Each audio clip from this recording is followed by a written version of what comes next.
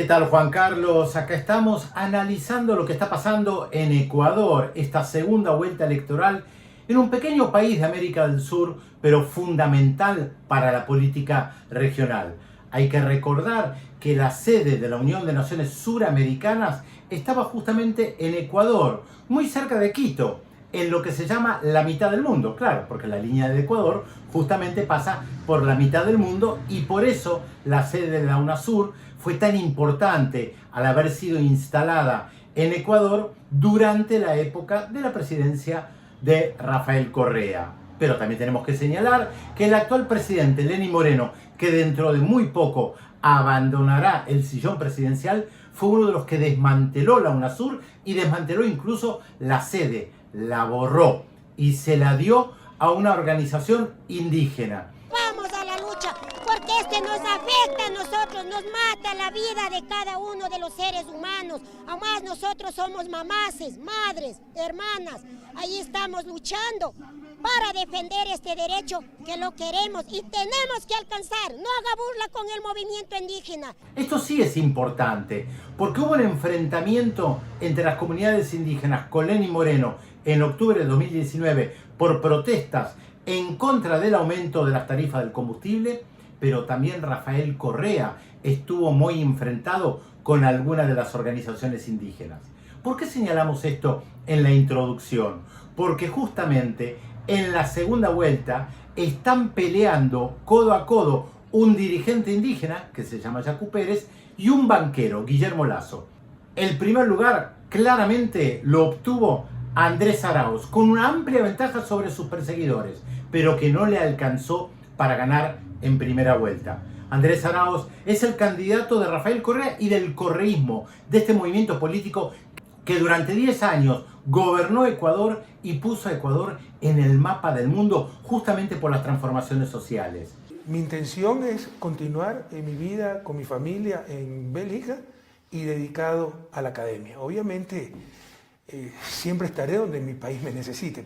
Pero este movimiento, durante la presidencia de Lenín Moreno, fue demonizado hasta el hartazgo.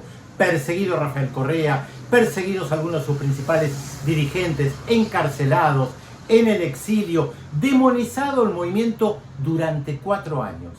Y aún así, Andrés Arauz, al frente del movimiento de Rafael Correa, obtuvo cerca del 33% de los votos.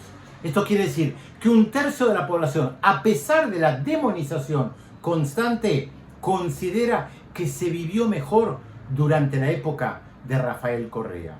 Hemos salido victoriosos y esa es una gran señal de cómo le estamos apostando a la unidad de todo el Ecuador. Este es un proyecto nacional y no un reducto en una parte del territorio. Y seguramente mucha gente se pregunta cómo puede ser que un banquero en un país como Ecuador obtenga casi el 20% de los votos. Ser un banquero no es mala palabra. Bueno, uno podría retomar aquella frase de Brecht, que es peor crear un banco que robarlo. Pero más allá de lo que decía Brecht sobre los bancos, hay que recordar que en el Ecuador justamente la corporación bancaria provocó la quiebra de miles y miles de pequeños productores, comerciantes y de gente que tenía sus ahorros en los bancos. Por eso parece increíble que puedan votar por un banquero cerca del 20% de la población. Porque no nos engañemos, no todos los que votan a Guillermo Lasso son banqueros. Muy por el contrario, la mayoría de los que votan a un banquero están muy lejos de tener ganancias con los bancos y sin embargo lo votan. Busco solucionar el problema de empleo promoviendo inversión privada, local, internacional, en sectores estratégicos de la economía ecuatoriana, del sector público, en el sector petrolero. Y mucho tiene que ver con tantas explicaciones que hemos dado en innumerables oportunidades sobre este entramado del poder político, económico, jurídico y mediático, que hace que se presente a un banquero como una buena persona. Y por supuesto que esto no es personal, más allá de las condiciones personales que pueda tener Guillermo Lasso, que se presentó en 2 oportunidades y perdió. Perdió frente a Rafael Correa y perdió también hace 4 años frente a Lenín Moreno. Él insiste y todavía está codo a codo con Yacu Pérez, un dirigente indígena, Y retomamos lo que dijimos en un primer momento. Rafael Correa estuvo enfrentado con el movimiento indígena y Lenín Moreno también. Y Yacu Pérez, en cierta medida, es un emergente de las protestas del 2019 y ha realizado una excelente votación, aunque todavía no sabemos quién va a pasar a la segunda vuelta, si Guillermo Lasso o Yacu Pérez. Y un tercer lugar para una sorpresiva aparición, la de un empresario, Hervás, que ha logrado cerca del 17-18% de los votos. Esto marca que entre 4 candidatos acaparan casi todos los votos, a pesar de que había 16 candidaturas.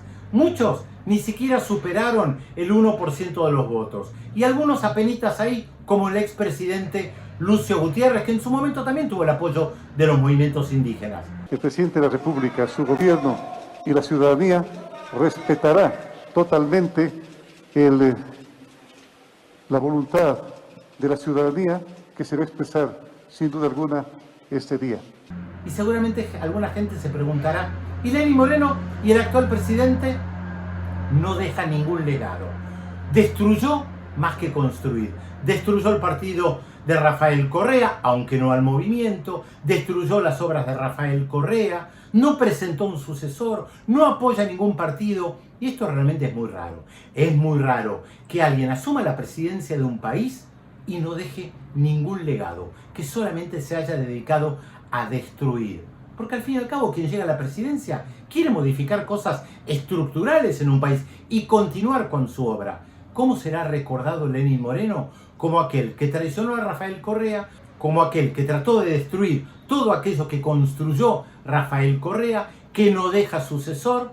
Un triste final para Lenín Moreno. Y ahora a prepararse, porque el 11 de abril habrá segunda vuelta en Ecuador, también elecciones presidenciales en el Perú y también votación a la constituyente en Chile. Así que tendremos varias elecciones en América Latina que seguramente serán muy importantes para saber, en esta disputa entre una corriente progresista y una corriente de derecha, quién tiene la hegemonía en este 2021 en América Latina.